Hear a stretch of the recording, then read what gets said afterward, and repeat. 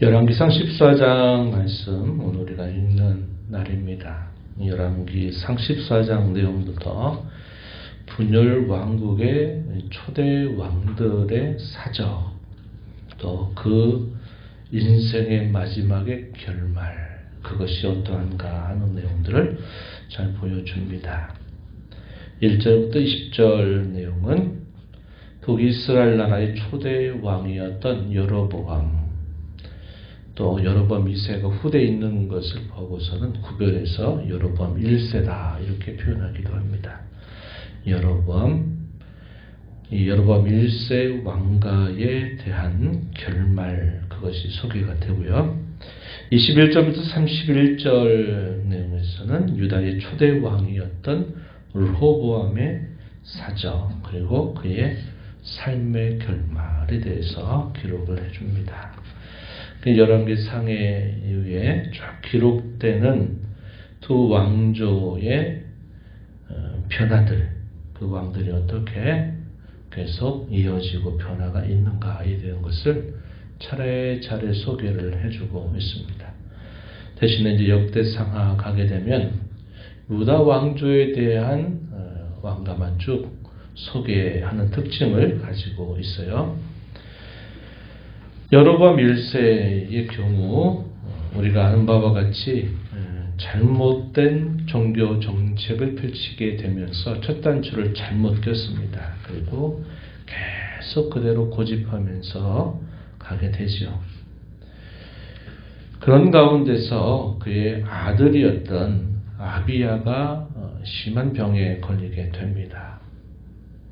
이 여로보암, 자기가 왕이 된다고 예언했던 선지자 아히야를 찾아가라고 자기 아내를 변장하고 예물을 준비해서 그에게 가서 자기 아들의 운명이 어떻게 되는지를 물어보라 이렇게 부탁을 하고, 그의 아내는 변장을 하고 예물을 준비해서 이제 실로에 살고 있었던 아히야 선지자를 찾아갑니다. 이 아히야 선지자는 이제 나이가 많이 들어서 눈이 어두워져 있는 그런 상태였습니다. 떡 10개, 과자와 꿀병 하나를 들고서 이제 몰래 자신의 신분을 숨기고 이 아히야를 찾아가죠. 그가 찾아오기 전에 여호와께서 미리 알려주십니다. 그러면서 여호와께서 그에게 앞으로 있게 된 일을 전하라 하는 예언의 말씀을 주셔요. 이 아히야에게 찾아간 그 왕비를 향해서 흉한 일을 예언하게 됩니다. 그러면서 가서 여로보암에게 이 사실을 말해라 이렇게 전하죠. 그 내용은 이러한 내용입니다. 7절부터 쭉 소개가 되는데, 너를 이스라엘의 주권자가 되게 하고 나라를 너에게 주었다. 하나님께서 너에게 이러한 일을 주셨다. 이것은 그에게 분명한 기회가, 좋은 기회가, 남다른 기회가 그에게 주어졌다 하는 사실을 말해주는 것이죠. 하지만 다윗과 같이 아니했다 이렇게 말합니다. 8절 하반절 그렇게 말해요. 다윗은 자신의 삶을 살았던 것이 그의 후대에 있어서는 하나의 길을 만들었어요. 그의 길을 만들었는데 여기서도 이 다윗과 비교가 됩니다. 다윗과 같이 아니했다. 다윗이 어떠했느냐, 간략하게 말하면 하나님의 명령을 준행하는 일에 열심을 기울였던 사람, 하나님 앞에서 진실하게 행하려고 했던 사람, 그 다윗과 같이 아니하였다. 이전의 사람들보다도 더 많은 악행을 범하였다. 자신을 위해서 다른 신을 만들고 우상을 만들었고 여호와를 저버렸다 이렇게 말합니다. 8절 9절 이렇게 말해요. 그에게 남다른 기회가 주어졌지만 결국 그가 살아온 삶으로 남겨둔 자취는 결국 다윗의 길과 다른 길, 악을 행하는 그런 길을 따라왔다. 이렇게 말을 하는 겁니다. 이 여로보암의 이러한 삶은 악한 길의 하나의 본보기가 돼요.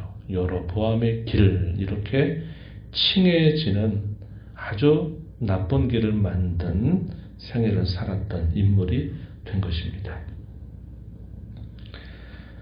그런 범죄에도 불구하고 돌이키지 않는 그의 죄악으로 말미암아 심판이 닥치게 될 것을 경고하죠.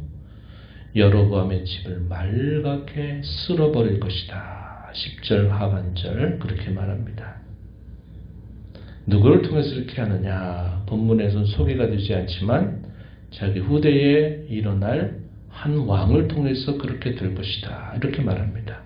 그가 누구냐면 바아사라고 하는 사람이에요. 이 바아사라고 하는 사람을 통해서 여로보암의 이 왕가를 다 진멸하는 일이 나타나게 됩니다. 이게 이제 우리가 내일 읽는 15장에 보면 이 일이 실제로 벌어지는 것을 확인할 수 있게 돼요.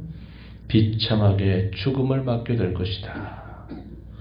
그에 대한 증표로 말하는 것이 병든 아들 이 아비야가 죽게 되는 것이 하나의 증표가 될 것이다. 이렇게 말합니다.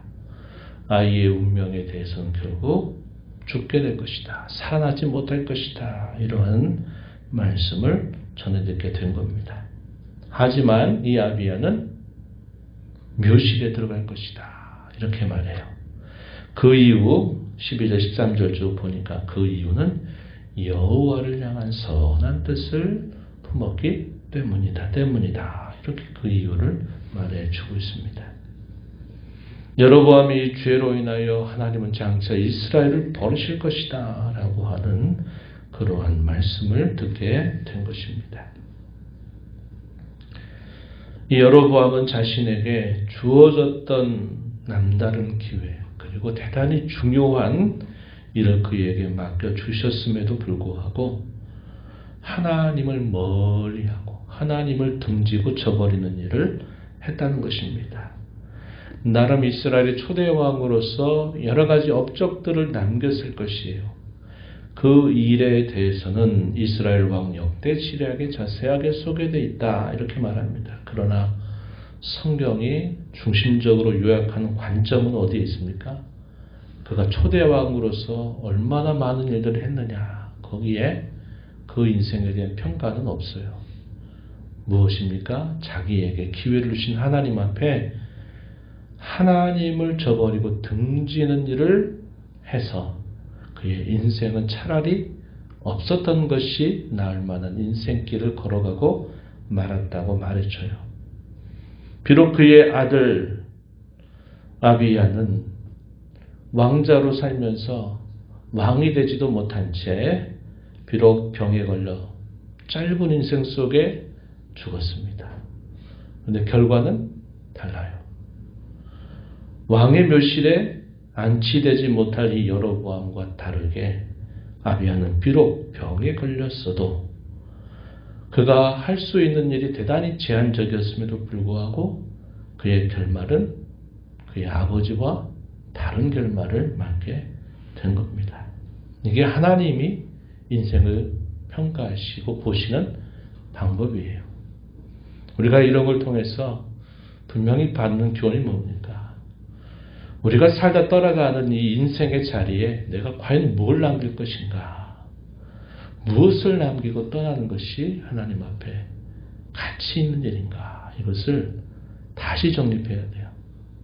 우리가 세상 살면서 세상 사람들이 좋다고 말하고 많은 걸 받았다고 말하고 하지만 그거는 결말이 아닙니다. 그것은 기회일 뿐이에요. 늘 이야기하지만 기회일 뿐입니다. 주어진 기회를 잘 쓰면 그게 그에게 복이 되지만 주어진 기회가 분명히 좋고 많았음에도 불구하고 그 기회를 잘못 쓰면 오히려 그것이 화가 된다고 하는 사실을 성경은 분명하게 보여주고 있는 겁니다. 세상 사람들의 관점과 우리 하나님께서 보시는 관점의 차이가 이와 같다는 거죠. 부자와 나사로 이야기 잘합니다. 부자는 이 땅에 살면서 헐벗고 그런 걸 모르고 행복하게 잘 먹고 잘 살고 호의호식하면서 또 자식들이 잘 되는 거 다 보고 살았는지 몰라요. 그러나 그는 죽고 난 다음에 그는 지옥의 형벌 아래 놓여 있었고 그에게 먹을 것을 달라고 구걸했던 그 사람은 비록 거지같이 그렇게 불행한 삶을 살았어도 그는 아브라함의 품에 안기는 결말을 맞게 된 겁니다. 이 땅에서 사람들이 생각하는 관점, 사람들이 복이라고 생각하는 것은 성경이 그렇다고 말하지 않는 것입니다. 우리의 구원의 하나님, 진정한 복의 근원 되신 하나님을 가까이 모시고 그분과 함께 그분의 뜻을 따라 살아가는 것이 이 땅에서 받은 것 많지 않고 누리는 것 많지 않아도 그게 진짜 복이다 하는 사실을 우리는 이야기를 통해서 배우게 된다는 것입니다. 그렇다면 유다의 초대왕이었던 로보암은 어떤가요?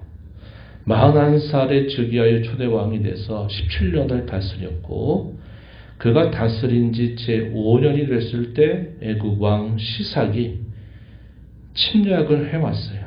그래서 그 아버지가 만들었던 모든 방패들, 큰 방패 200개, 작은 방패 300개, 금으로 만든 방패들 다 빼앗기고 성전 안에 아버지 다윗 때부터 모아뒀던 그 많은 보물들을 다 빼앗기게 되는 그 고통을 당하게 되지만 그에게 돌이킬 수 있는 기회가 될 수 있었지만 그러나 그럼에도 불구하고 이 르호보암은 길을 돌이키지 않았다는 것입니다. 그래서 조상들보다 더 여호와 보시기에 악을 행하게 되셨어요. 그것은 아버지의 영향과 어머니의 영향이 컸을 것입니다. 이방의 모든 우상들을 이 하나님의 땅, 약속의 땅으로 들여와서 우상 숭배가 성행하게 만들었던 이 솔로몬의 잘못, 또 그 이방 여인의 어머니, 이러한 영향들을 받아서 이 르호보암도 결국은 하나님이 그토록 가증하게 여기시는 모든 우상과 거짓된 신들을 따르게 되면서 결국 범죄를 범하게 된 것이죠. 그뿐만 아니라 이 두 나라는 같은 하나님의 백성이라고 하는 그러한 칭호를 받았던 나라지만 계속 전쟁을 벌여서 소위 동족 상잔의 일을 그들이 계속 남겨둔 겁니다. 자기의 같은 하나님의 백성들을 서로 치고 죽이는 일을 계속 했던 것이죠. 그래서 그의 생애도 결국은 불행하게 마치게 되는 결말을 보여주고 있는 겁니다. 오늘 우리가 이 말씀을 생각하면서 우리 인생은 반드시 떠나간 자리에 뭔가를 남겨두게 됩니다. 무엇을 남길 것인가? 우리가 한 해의 마지막을 우리가 생각하면서 살고 있는데 우리가 한 해 안에 살아온 우리의 삶의 자치가 과연 하나님 보시기에 어떠한가? 이것을 우린 돌아봐야 됩니다. 우리에게 또 새로운 기회를 주실 하나님 앞에서 잘 돌이켜보고 잘 준비하고 잘 새롭게 하여서 우리에게 주어진 삶을 하나님 보시기에 복된 삶을 살아가기를 결심하고 또 그 일을 위해서 내가 무엇을 할 것이고 무엇을 기도할 것인가 하는 것에 집중하면서 이 연말을 보내고 새해를 준비해가는 저와 여러분이 되어야 하겠습니다. 하나님 아버지 감사합니다. 이 새벽 시간 또 저희들을 깨워주셔서 오늘도 아버지 앞에 저희들을 인도하심을 감사합니다. 우리 하나님은 구원의 하나님이시며 우리 하나님은 참 복의 근원이심을 저희가 압니다. 여호와 하나님을 가까이 하는 것이 내게 복이라고 고백하고 주를 멀리하는 자들은 망하게 될 것이라고 저희에게 일러주신 것처럼 하나님을 가까이 모셔 살고 저희가 생각하고 말하고 행한 이 모든 일들이 여호와 앞에 있는 일인 줄 잘 알아서 모든 범사를 하나님 앞에서 하나님 보시기에 값지고 귀한 삶을 살아가게 해주옵소서. 세상이 보여주는 좋은 것들, 행복이라고 말하는 것들, 많은 소유와 누림들, 그것이 하나님 보시기에 일치되는 것이 아님을 저희가 늘 기억하고 이 땅의 짧은 인생을 사는 동안 하나님 보시기에 선하고 좋은 역사를 이루어가는 일에 저희들의 삶이 저희들이 하나님 앞에 선한 덕으로 쓰임받게 해 주옵소서. 은혜의 보좌 앞에 나와 아버지 은혜를 구하는 모든 심령들의 간구를 기울여 주시고 응답하시기를 바라며 예수님 이름으로 기도하옵나이다. 아멘.